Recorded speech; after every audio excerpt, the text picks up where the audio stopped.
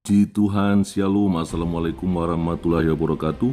Om Swastiastu, Namo Buddhaya, salam kebajikan dan salam cinta damai dari saya, Perianto Zamasi. Nah teman-teman, Bapak Ibu, Saudara-saudari dimanapun berada pada kesempatan ini, seperti apa yang ada di layar ya, ini adalah sebuah berita terbaru hari ini ya, Jumat 11 Agustus 2023, jam 14:30 waktu Indonesia Barat, dari situs tribunbatam.id dengan sebuah judul anggota DPD RI ya Dr. Richard H. Pasaribu kecam pengerusakan gereja di Kabil, Batam. Oke, nah kita memang melihat bahwa yang namanya pelarangan ibadah umat Kristen, pelarangan pembangunan gereja dan sebagainya memang selalu saja dialami ya dalam beberapa bulan terakhir di tahun 2023 ini, dan lagi-lagi yang terakhir ini adalah di Batam ya, di mana gereja yang masih belum selesai pembangunannya, gedung gerejanya maksud saya teman-temannya ya, mengalami pengerusakan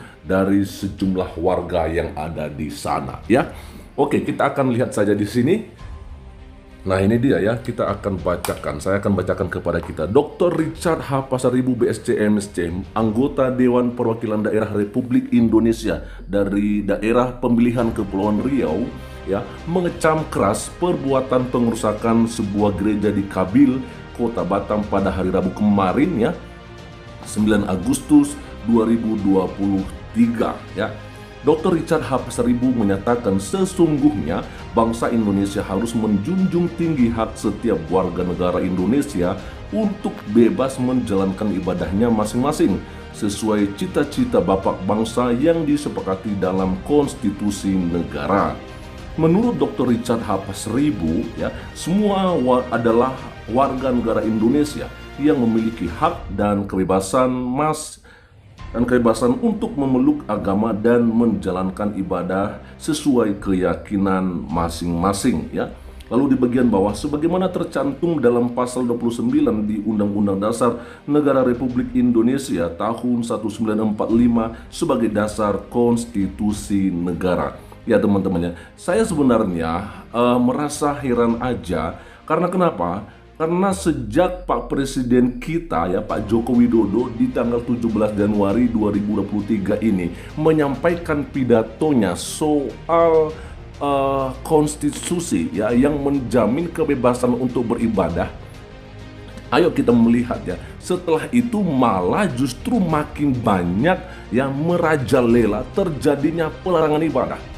Bahkan kalau kita masih mengingat ya, bagaimana ketika adalah seorang ketua RT yang di Lampung itu ya, ketika dia masuk ya dengan memaksakan diri ya, melewati sebuah pagar yang sudah digembok pintunya, lalu kemudian dia masuk ke dalam sebuah tempat peribadatan umat Kristen, yaitu Gereja Kristen Kemah Daud Bandar Lampung itu, dan langsung menghentikan ya ibadah yang sedang berlangsung itu.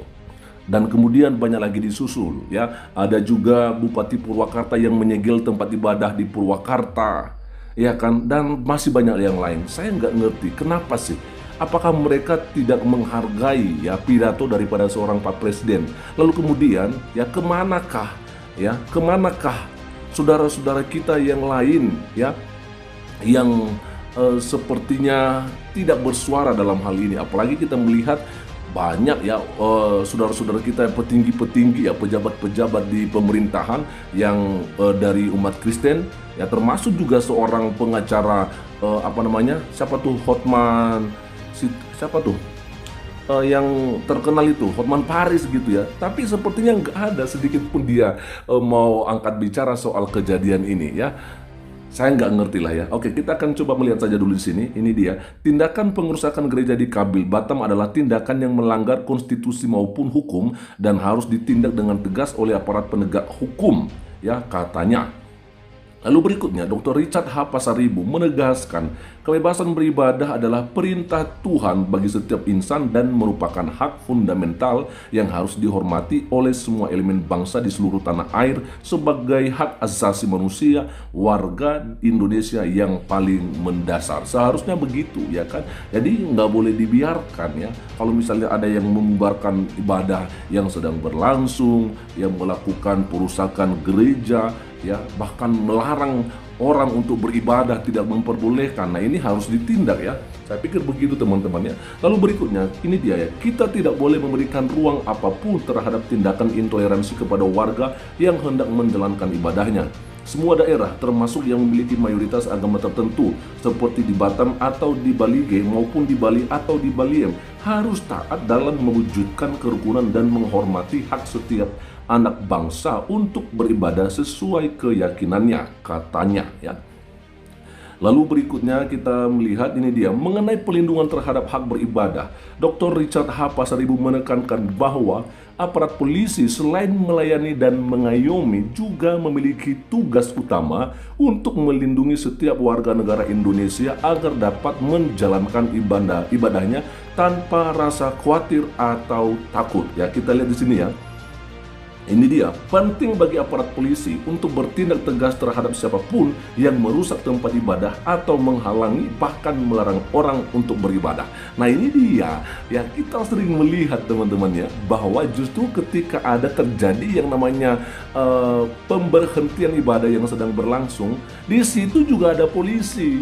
Ya, tapi mereka hanya diam begitu aja. Mereka tidak bisa ngapa-ngapain gitu loh ya.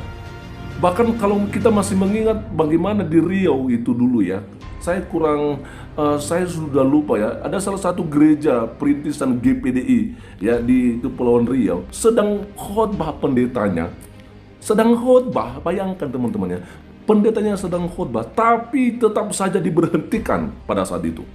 Sampai ada ya jemaat perempuan yang meringik, menangis begitu, ya kan, meminta kepada polisi, ya. Kenapa dibiarkan? Tapi ya itulah yang terjadi ya. Memang kalau kita melihat sekilas sih, sepertinya polisi ini takut ya dengan warga ini. Ya ngapain ada polisi kalau begitu?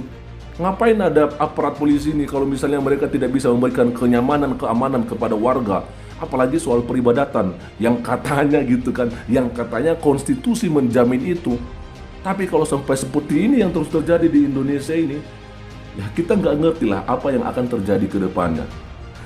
Ya, jadi kita berdoa aja lah teman-temannya, semoga saja para pejabat tinggi kita dapat melihat apa yang sedang terjadi di Indonesia saat ini ya.